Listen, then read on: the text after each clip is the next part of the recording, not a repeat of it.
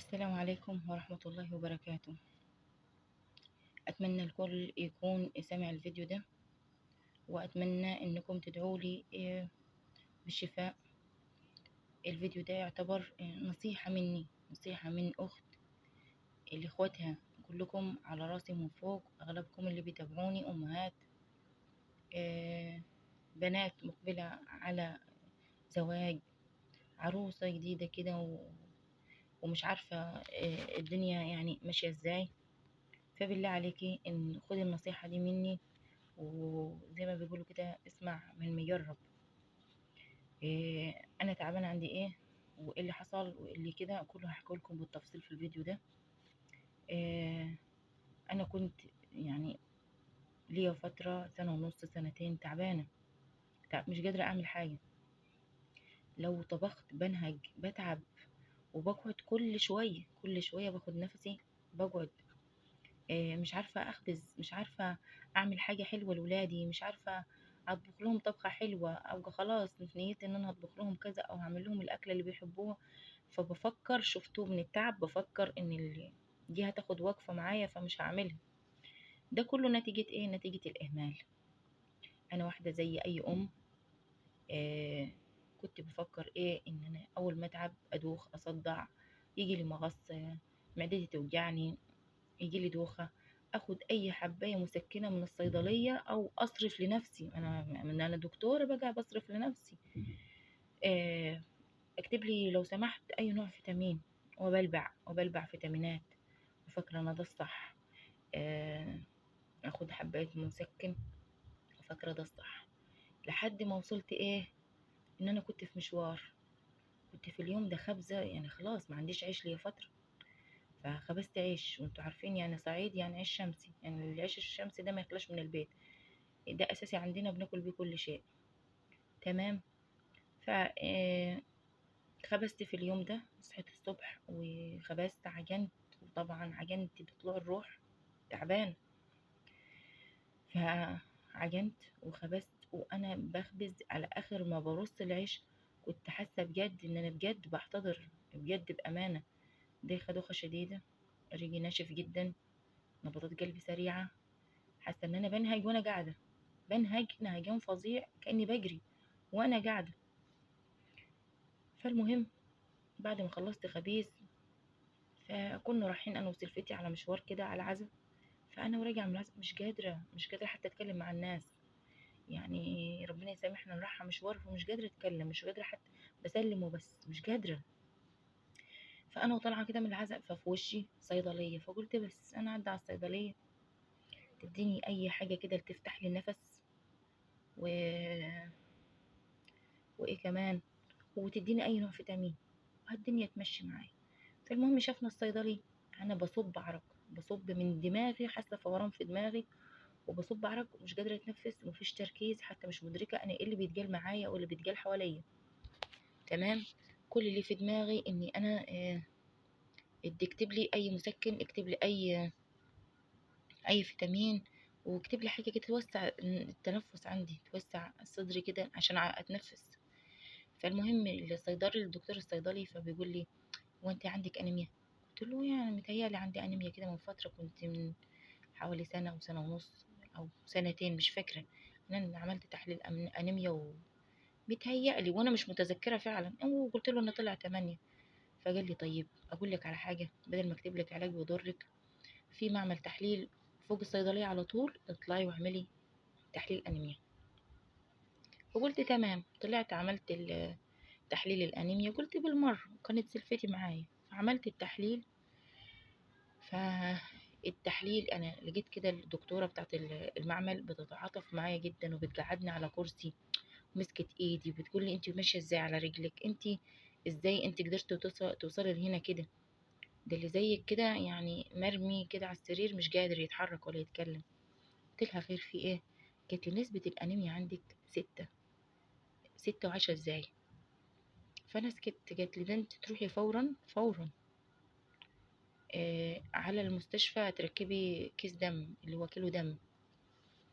فانا سلفتي كنت هكسل وهروح البيت، سلفتي قالت لي لا خلاص نطلع على المستشفى، مش عارفه ايه وكده.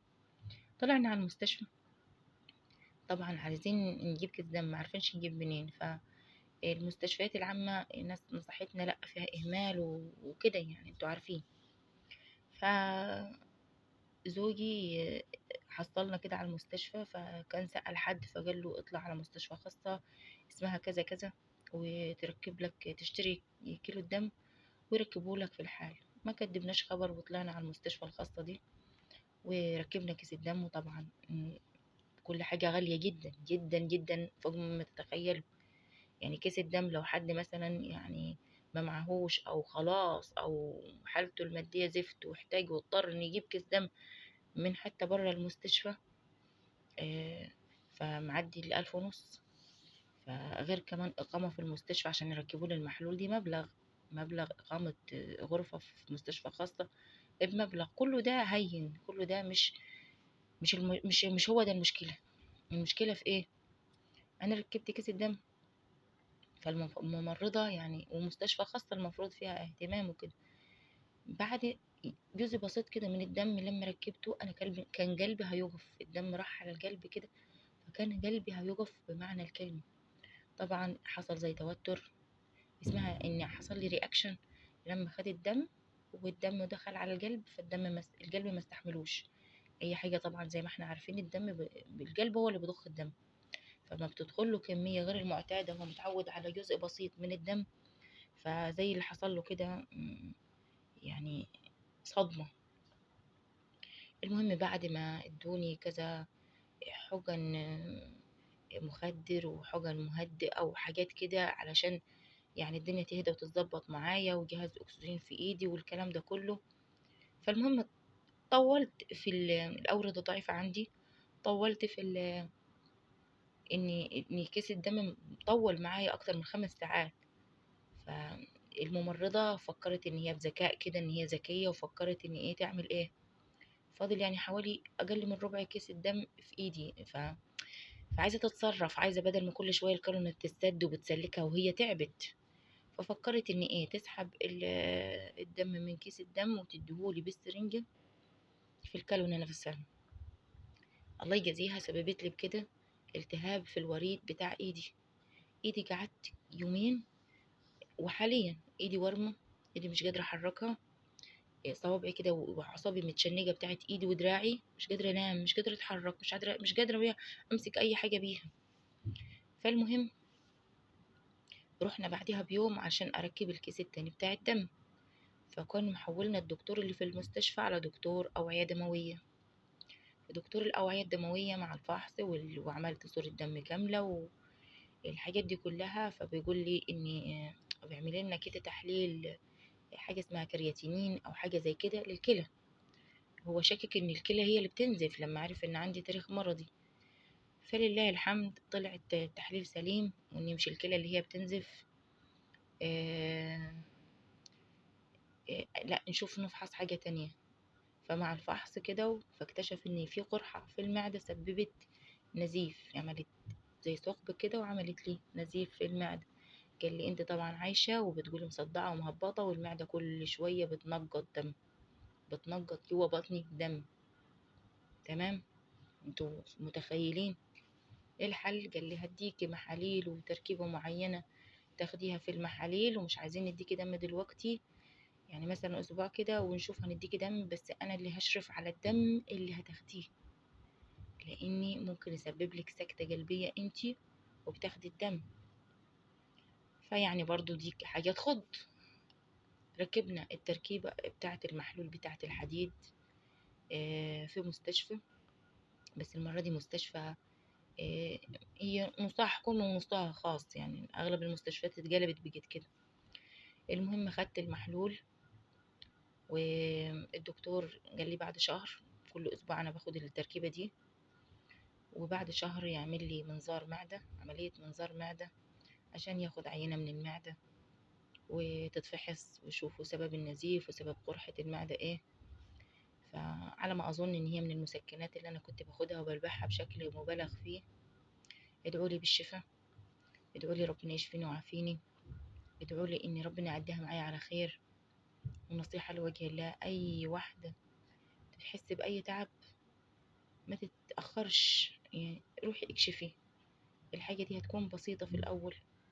يعني أنا اللي كنت فاكرة بوفره، يعني جوزي يعني أرهق في مصاريف اليومين دول بتوع المستشفى، ولسه المشوار طويل. فما تفتكريش ان انت بتوفري على حساب صحتك، او ما تفكريش ان انت دي شطارة منك، لا ابدا. حافظي على صحتك، ولا ترموا بأيديكم إلى التهلكة. آه، ما تفكريش ان انت لما هتوفري تمن كشف وتجيبي اكل وشرب. نهاية الفيديو.